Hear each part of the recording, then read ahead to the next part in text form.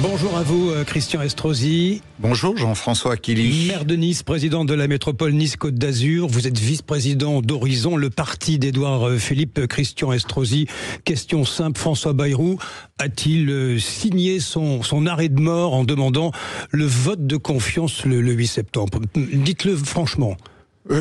Je n'ai pas toujours été d'accord avec certaines mesures décidées par François Bayrou, mais je n'ai rien à retirer du constat qu'il a fait hier, qui était un constat lucide et courageux.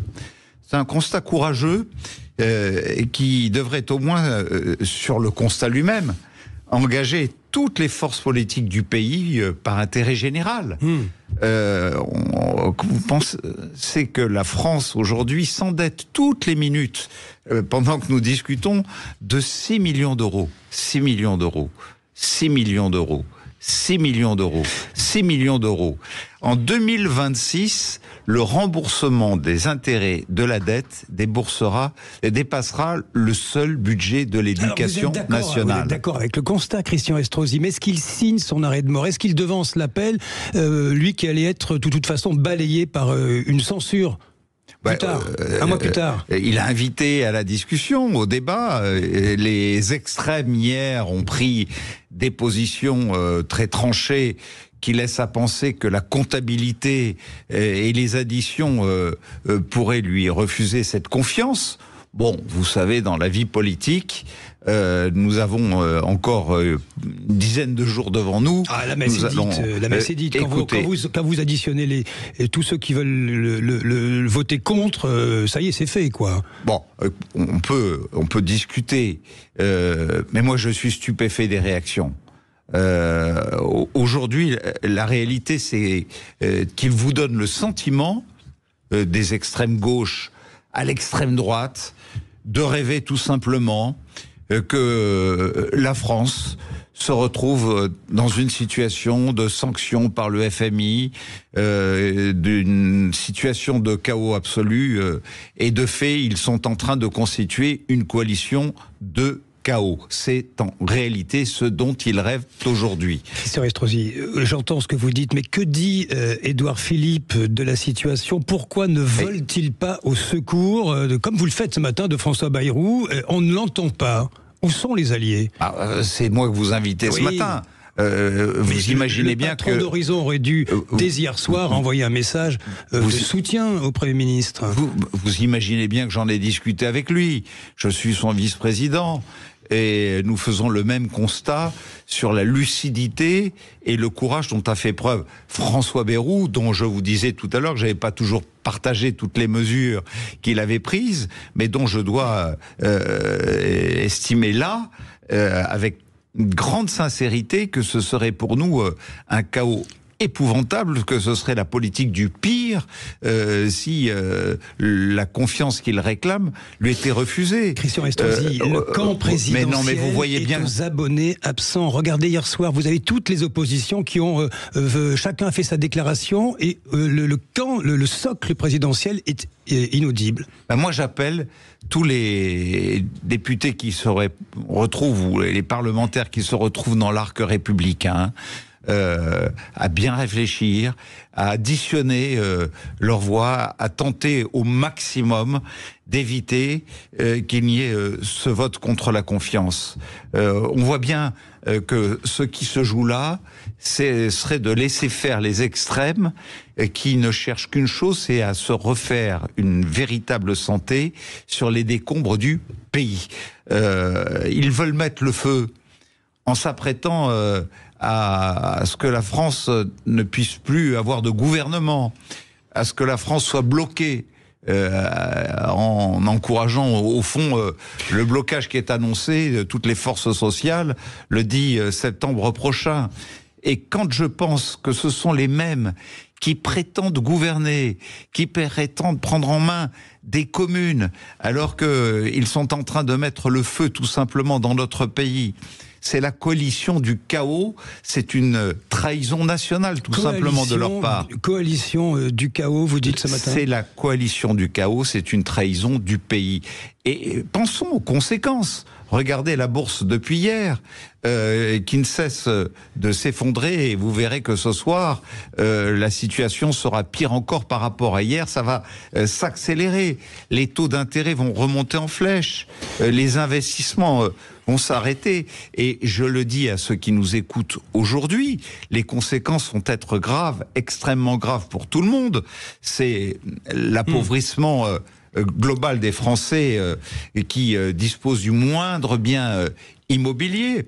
C'est la menace de tous ceux qui ont aujourd'hui un contrat de travail pour les actifs. Non, ce sont les pensions des retraités qui sont menacées. C'est tout ça. Vous dites porte ouverte sur le chaos. Christian Estrosi, très précisément, Édouard Philippe, je le cite, au lendemain de la conférence de presse, celle du 15 juillet, souvenez-vous, celle de la mise en garde du Premier ministre, avait pointé les limites du plan Bayrou et dénoncé, il l'avait dit, l'absence de réformes structurelles des politiques publiques qui ne fonctionnent plus. Est-ce qu'elle est là la gêne dans le camp présidentiel? Parce que ce plan Bayrou n'a pas satisfait notamment le patron d'Horizon. Parce que nous serions quelque part sur certains aspects de ces 40 milliards d'euros d'économies qui sont impératifs, si nous ne voulons pas être déclassés par le FMI, si nous ne voulons pas encore voir, nous déjà qui avons les taux d'intérêt les plus importants de tous les pays de l'Union européenne, qui nous sont imposés, voir la situation s'accélérer, on peut le 15 juillet dire, écoutez, à l'intérieur de ces 40 milliards, où nous sommes tous d'accord sur l'exigence de faire ces économies, peut-être faire des choix différents, limiter des normes, réfléchir à la limitation du millefeuille territorial, regarder comment supprimer un certain nombre d'institutions et d'organisations qui coûtent extrêmement cher au pays et sur lesquelles on n'a pas agi assez fort. Peut-être que tout cela, le 15 juillet, faisait partie des choses dont on discutait, mais ces 40 milliards aujourd'hui, de toute façon, il faut les économiser. Donc chacun a à prendre sa part de responsabilité. Et le constat, encore une fois, qui a été dressé par le Premier ministre, hier, il est incontournable. Donc qu'est-ce qui se passera après le 8 septembre, à partir du moment où il n'y a plus de confiance? Le Parti socialiste, Christian Estrosi et ses 66 députés jouent un rôle majeur dans cette affaire. C'est un parti de gouvernement, vous pourriez travailler avec lui, au fond, pour essayer de relever le pays. Si vous me parlez de François Rebsamen, qui est comme moi le maire d'une grande ville de France, le président d'une grande métropole de France, avec lequel, au sein de France Urbaine, nous défendons les mêmes revendications, et qui, en tant que ministre de la cohésion des territoires, a été extrêmement accompagnant sur un certain nombre de mesures que j'ai eu à prendre à Nice. C'est sûr que nous partageons les mêmes idées pour l'avenir des territoires de notre pays. Donc je n'ai pas de sujet et je ne suis pas sûr que François Rebsamen, à l'intérieur de ce qu'on peut appeler le centre-gauche, et qu'un certain nombre d'autres personnalités qui sont dans la même pensée que la sienne, soient en phase avec cet appel à voter contre la confiance. Christian Estrosi, il y a ce risque de chaos, vous disiez. C'est quoi? C'est la dissolution au bout du voyage? C'est Macron va-t-en? C'est ce que disent les Français aujourd'hui? Moi, qu'est-ce que vous entendez? Qu'est-ce qu'ils vous disent les Niçois que vous croisez chaque matin? Mais on dirait que jusqu'à présent, il y a un désaccord avec nos concitoyens, on les entend dans la rue, comme il peut y avoir un désaccord entre les maires et le gouvernement. Moi-même qui suis maire, il vous en parle. Il y a mes administrés qui m'en parlent, et puis il y a moi qui parle aussi. Oui. Et je vais vous dire qu'en tant que maire d'une grande ville de France, je suis plutôt en désaccord avec un certain nombre de mesures qui sont prises à l'encontre et qui reviennent même un peu sur la décentralisation telle que l'ont voulu Gaston Defferre ou Jean-Pierre Raffarin ces 30 dernières années, et qui nous avait donné des responsabilités sur lesquelles on avait le sentiment ces derniers mois que le gouvernement, comme l'État, à travers ses préfets, essayait de reprendre en main. Donc je suis comme les Français, moi, quand on enlève aux Niçois, à travers le budget de la municipalité niçoise, 15 millions d'euros l'année dernière, 23 millions d'euros, et que malgré ça, je trouve les sources d'économie pour pouvoir continuer les investissements dont nous avons besoin, contribuer à la croissance de notre pays. Parce que qui tient le pays aujourd'hui ? Ce sont les communes. Ce sont les communes qui représentent plus de 60% des investissements publics qui sont réalisés, qui apportent encore du PIB. Donc, les choix n'ont pas toujours été bons. Je suis comme les Français, j'ai des désaccords sur un certain nombre de sujets. Mais pour autant, quand il s'agit de faire le choix entre voir mon pays en faillite, voir le pouvoir d'achat des Français chuter encore, les taux d'intérêt monter, la bourse s'écrouler, eh ben je dis, il y a d'abord l'intérêt général qui doit primer. Vous parlez du pays, Christian Estrosi, vous avez vu cette vague d'antisémitisme. Qu'est-ce qui se passe en France? Est-ce que vous êtes d'accord avec l'ambassadeur américain à Paris, Charles Kushner, quand il écrit à Emmanuel Macron? Bon, d'abord, parlons de l'antisémitisme dans notre pays. Il y a un devoir d'intransigeance. La bête immonde, qu'on le veuille ou non, elle est de retour en toute décontraction quelque part. Bon, nous avons passé un été sombre, l'arbre d'Ilan Halimi. Je vous rappelle quand même que pour le 10e anniversaire d'Ilan Halimi, il y avait plus de promotion sur Youssouf Fofana et la bande des barbares que l'envie de célébrer le 10e anniversaire de cette abominable fin d'Ilan Halimi qui a été torturé dans des conditions épouvantables. J'étais à l'époque ministre délégué de Nicolas Sarkozy, ministre de l'Intérieur. Ça a été une épreuve terrible.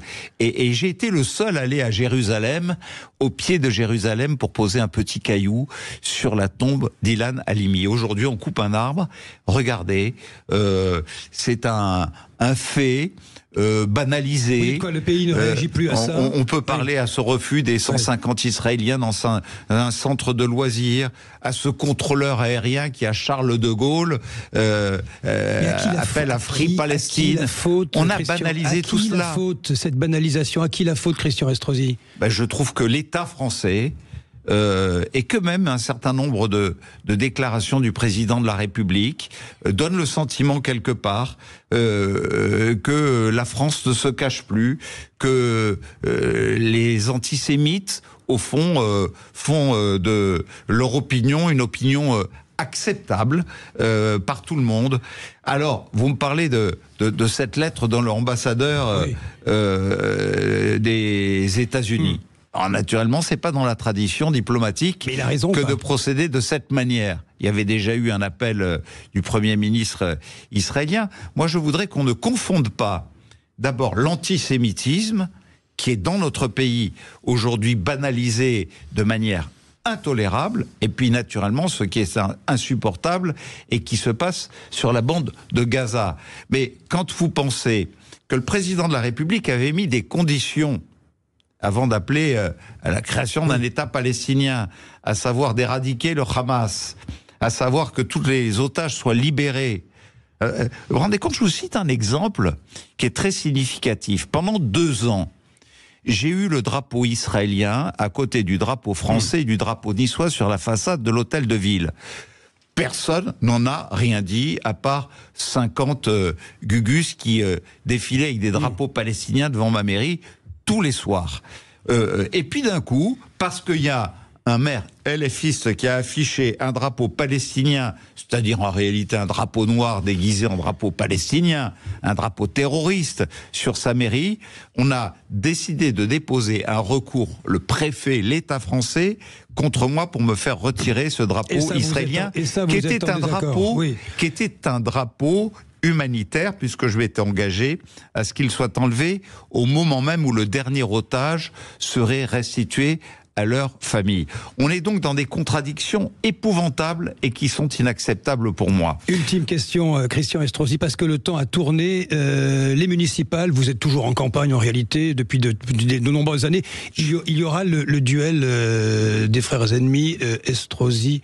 Ciotti, mais moi je ne suis ennemi de personne et je ne suis pas en campagne. J'ai fait le choix il y a 3 mandats de cela, après avoir été 3 fois ministre, après avoir été 20 ans député, de me consacrer à ma ville. Aujourd'hui, elle est classée dans les 5 premières à Forbes des villes les plus attractives au monde. Vous dites quoi, on a doublé la population étudiante, mais je n'ai rien à dire.